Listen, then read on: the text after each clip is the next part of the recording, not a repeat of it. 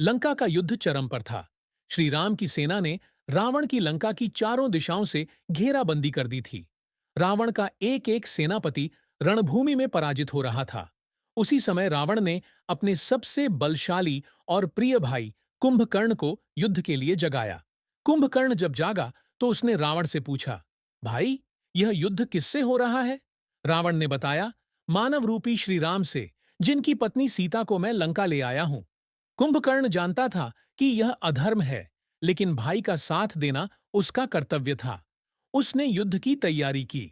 कुंभकर्ण का आकार पर्वत के समान विशाल था। वह रणभूमि में उतरा तो वानर सेना में भगदड़ मच गई। एक ही प्रहार में वह सैकड़ों वानरों को घायल कर देता। हनुमान जी ने यह देखा तो उन्होंने प्रभु श्री राम से आज्ञा ली और कुंभकर्ण से युद्ध के लिए प्रस्तुत हुए। युद्ध का आरंभ। हनुमान ने नम्रता से कुंभकर्ण से कहा, हे राक्षसराज, आप बलवान हैं, परंतु धर्म की राह छोड़ दी है। सीता माता का अपहरण कर रावण ने पाप किया है। इस अधर्म में उसका साथ मत दो। कुंभकर्ण मुस्कुराया और बोला, हनुमान, मैं जानता हूं कि राम भगवान है और रावण अधर्म के मार्ग पर है, लेकिन मैं उसका भाई हूं। मैं अधर्म से लड़ा नहीं तो मेरे जीवन का अर्थ क्या रह जाएगा? युद्ध मेरे लिए तपस्या है।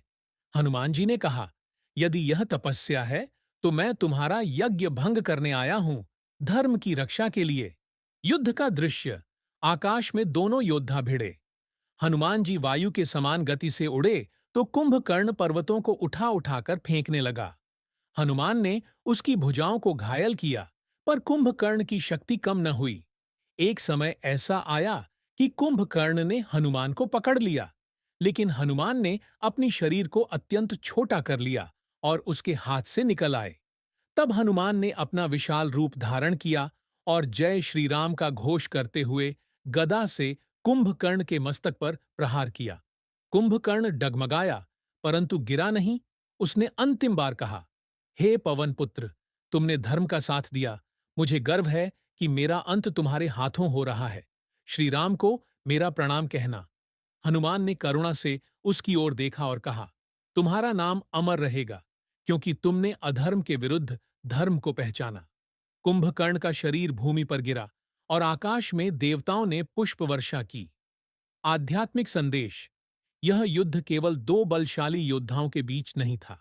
यह धर्म और कर्तव्य के बीच की गूढ़ समझ थी। कभी कभी कोई अधर्मी होते हुए भी भीतर से धर्म को पहचानता है। कुंभकर्ण ऐसा ही योद्धा था। हनुमान जी न केवल बल, बल्कि करुणा और विवेक के प्रतीक हैं।